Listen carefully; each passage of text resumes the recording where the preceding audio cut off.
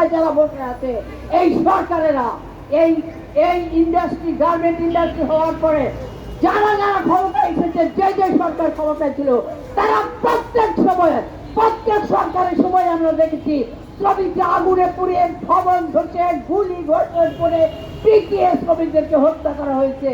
এখনো পর্যন্ত হাজার হাজার শ্রমিককে এইভাবে হত্যা করা হয়েছে। বন্ধুরা, এটা কি ধরনের, এটা কি পুরো মানবিক করতে পারে? এটা কি পুরো এখানে পুরো আইন চলবে না? আমরা দেখি সময় আইন তার নিজের গতিতে চলে বলা হয়, কিন্তু আজকে যারা পুঁজিপতি, আজকে যারা ধনী শ্রেণী, তাদের জন্য আইন তার নিজের গতিতে চলে না, টাকার গতিতে চলে, পুঁজির গতিতে আইন চলে। এই বাংলাদেশের শ্রমিকের জন্য কোনো আইন নাই, এই বাংলাদেশের শ্রমিককে হত্যা কোনো বিচার নাই। বন্ধুরা, আজকে যদি তাজরিনে যে পুরে শ্রমিক পুরে হত্যা করা হয়েছে, রাজাপালে যে ভবন থেকে শ্রমিক হত্যা করা হয়েছে, সারাগা গার্মেন্টসে 1990 সালে মিরপুরে যে অগ্নিকাণ্ডে যে শ্রমিক হত্যা হয়েছে, চট্টগ্রামে ক্যাটিয়াসে যে হত্যাকাণ্ড হয়েছে, নেতৃবৃন্দ আরো অনেক কারখানার কথা বলেছে, এরকম আরো অনেক কারখানার কথা আমরা বলতে পারবো। এই যে হত্যাকাণ্ড হয়েছে, আজ পর্যন্ত একটা হত্যাকাণ্ডের বিচার হয়নি। আজ পর্যন্ত একটা হত্যাকাণ্ডের জন্য কোনো মালিকের বিচার হয়নি, এবং সরকারি কর্মকর্তা যারা দায়ী তাদেরকেও বিচার করা হয়নি। আমি প্রশ্ন করতে চাই, রাজু কি করছে? রাজু আজকে তার রাজুকে যে বিল্ডিং কোড, যে নিয়ম মেনে আজকে বিল্ডিং পরিচালনা করা উচিত, কোথায় কোন জিনিস রাখা হবে সেই সব সম্পর্কে যে নিয়ম নীতি রাখা উচিত, রাজু আজকে অসৎ উপায়ে মালিকদের ঘুষকে আজকে রাজু দেখা যাচ্ছে শ্রমিকদের বিরুদ্ধে অবস্থান নিচ্ছে, কারখানা আইনের বিরুদ্ধে অবস্থান নিচ্ছে, শিল্প আইনের বিরুদ্ধে তারা অবস্থান নিচ্ছে। বন্ধুরা, আর আমাদের ওই যে আমাদের কলকারখানা পরিদর্শক যাদের কথা, তার ওই যে আজকে বিদেশি যে ব্র্যান্ডগুলি ছিল, তারাও আজকে বলেছে 200 কলকারখানা পরিদর্শক নিয়োগ করলে নাকি আজকে ওই সমস্যার সমাধান হয়ে যাবে। কিন্তু আজকে ওই অ্যাকর্ড এবং অ্যালায়েন্স আজকে তারা নাকি দেশের সমস্ত কারখানাগুলোর নিরাপত্তা নিশ্চিত করে তারা তাদের বিদেশে ফিরে গেছে আমেরিকা, ইউরোপের পৃথিবীর বিভিন্ন দিকে। কিন্তু আমাদের এখানে শ্রমিকদের যে অবস্থা ছিল আজও পর্যন্ত সেই অবস্থায় রয়ে গেছে। আমরা দেখতে পাচ্ছি কারখানাগুলিতে এখনো পর্যন্ত অগ্নি নির্বাপন যন্ত্র নাই।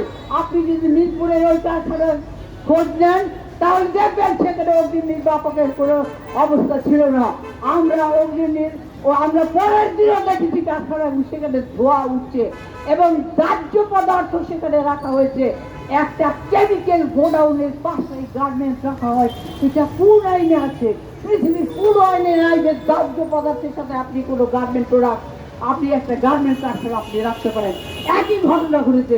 এবং গতকাল যে চট্টগ্রামে আগুন হয়েছে, আমাদের ভাগ্য যে সেখানে শ্রমিক হতাহত হয়নি, কিন্তু যে ব্যাপক অগ্নিকাণ্ড হয়েছে, এই ব্যাপক অগ্নিকাণ্ডের মধ্যেও আমরা কিন্তু দেখছি দাহ্য পদার্থ সেখানে ব্যাপক ছিল বলেই আজকে তারা 19টা ফায়ার সার্ভিসের টিম যেও কিন্তু তাদেরকে সারা রাত আজকে চেষ্টা করে আগুন নির্বাপন করতে পারেনি। এখনো আগুন জ্বলছে সেখানে। এই যে পরিস্থিতির জন্য দায়ী কারা? এর প্রধান দায়ী হচ্ছে রাষ্ট্র, এর প্রধান দায়ী হচ্ছে সরকার, আর সবচেয়ে প্রথমে দায়িত্ব হচ্ছে মালিকের। এই মালিকটা হচ্ছে খুনি মালিক। আমি পরিষ্কার করে বলতে চাই, এই খুনি মালিকদের বিচার চাই। আজকে শ্রমিক হত্যাকারী এই খুনি মালিকদের বিচার হচ্ছে না বলে একের পর এক আজকে খুন হচ্ছে আমাদের শ্রমিকরা, বিভিন্ন ভাবে খুন হচ্ছে। যেই পদ্ধতিগুলির কথা আগে আমরা বলেছি, আজকে যেই সময়জন আমাদের ভাই বোন জীবন দিয়েছে আমরা জানি না, মালিক পক্ষ জানে না, সরকার জানে না। আজকে চিকিৎসা বিজ্ঞান পর্যন্ত এখনো আবিষ্কার করতে পারছে না যে কে ছেলে আর কে মেয়ে। তারা এমন ভাবে দগ্ধ হয়েছে, তাদের চিহ্ন মুছে গেছে। আজকে মানব দেহের কোন চিহ্ন তাদের মুছে গেছে, তারা অগ্নিদগ্ধ হয়ে এমন অবস্থা তাদের হয়েছে। ডিএনএ টেস্ট করে তাদের পরিচয় নির্ধারণ করতে হবে। আজকে পরিস্থিতি হচ্ছে এরকম। এই মর্মান্তিক পরিণতির জন্য দায়ীকে প্রাথমিকভাবে দায়ী হচ্ছে অবশ্যই এই মালিক পক্ষের যদি বিচার হতো ইতিপূর্বে যে সমস্ত হত্যাকাণ্ড ঘটেছে, এই হত্যাকাণ্ডগুলোর যদি বিচার হতো, তাহলে আজকে এই আবার পুনরায় এই আগুনে পুড়ে শ্রমিককে জীবন দিতে হতো না। সেই জন্য আজকে আমাদের এই অধীন আন্দোলনের সমাবেশ থেকে আমি পরিষ্কার দাবি জানাচ্ছি, মিরপুরে যে আগুনে যে আমাদের 16 জন বা আমার 18 জন ভাই বোনদের নিহত হয়েছেন, ওই খুনি মালিককে এখনো কেন গ্রেফতার করা হয়নি? এটা আমার প্রশ্ন। তাদেরকে অবিলম্বে গ্রেফতার করা হোক এবং তাদেরকে বিচার করা হোক। আজকে আমরা তদন্ত কমিটির কথা বলি, তদন্ত কমিটি বলতে বলতে আমাদের মুখে কাদা উঠে গেছে। এই পুরো তদন্ত কমিটি আজ পর্যন্ত বিচার বিভাগে অনেক উচ্চ পর্যায়ে তদন্ত কমিটি হয়েছে আন্দোলনের মুখে, কিন্তু পুরো তদন্ত কমিটি আজকে মালিক পক্ষকে অভিযুক্ত করেনি অবহেলা জনিত কারণে বড় জোরে বলেছেন আলাপ প্লাজার ক্ষেত্রে। কিন্তু আমরা যে জিনিসটা দেখতে পাচ্ছি বন্ধুরা, আজকে সরকারের যে সমস্ত কর্মকর্তা, তাদের যেরকম বিচার হওয়া দরকার, মালিককে আজকে তার যে আজ কারখানায় যেরকম সুরক্ষার ব্যবস্থা থাকা উচিত, নিরাপদ কর্ম পরিবেশ থাকা উচিত, সেগুলির ব্যবস্থা করছে না বলেই শ্রমিকদেরকে বারবার জীবন দিতে হচ্ছে বন্ধুরা। আর কত শ্রমিকের জীবন দিতে হবে? আর কত শ্রমিকের জীবন গেলে এই আমাদের কারখানাগুলো নিরাপদ হবে? আর কত শ্রমিক আজকে তার জীবন দিলে খুন হলে আমাদের এই কারখানাগুলো মৃত্যুকূপের অভিযোগ থেকে মুক্তি পাবে?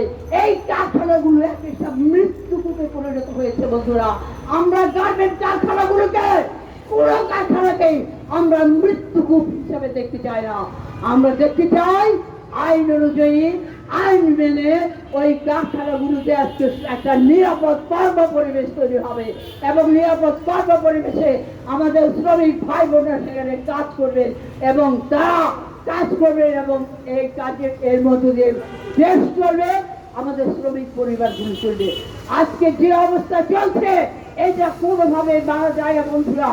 আমরা পরিষ্কারভাবে দাবি জানাচ্ছি, বক্তব্য দীর্ঘায়িত না করে আমি দাবি জানাচ্ছি, যারা নিহত হয়েছেন তাদের ডিএনএ অবিলম্বে তাদের ডিএনএ টেস্ট করে তাদেরকে পাওনা কমপক্ষে মৃত যারা নিহত হয়েছেন, নিহত শ্রমিক পরিবারের জন্য 50 লক্ষ টাকা ক্ষতিপূরণ দিতে হবে। আর যারা আহত হয়েছেন তাদের সুচিকিৎসার ব্যবস্থা করতে হবে এবং তাদের পুনর্বাসনের ব্যবস্থা করতে হবে। আজ পর্যন্ত এই সমস্ত কিছু করা হয়নি, সে কথা আমি বারবার উল্লেখ করেছি এবং আমি সবশেষে বলতে চাই, ওই খুনি মালিককে অবিলম্বে গ্রেফতার করতে হবে এবং বিচার করতে হবে। এই প্রক্রিয়ার মধ্য দিয়ে কেবলমাত্র শ্রমিকের যে হত্যাকাণ্ড, শ্রমিক হত্যার বিচার হতে পারে এবং শ্রমিকের আর যেন কোনো শ্রমিকের জীবন এভাবে না যায় সেটার গ্যারান্টি নিশ্চিত করতে পারে। আমরা স্বাভাবিক মৃত্যুর গ্যারান্টি চাই বন্ধুরা। এই আহ্বান জানিয়ে এবং আজকে মালিক খুনি মালিকদের বিচার করা হবে।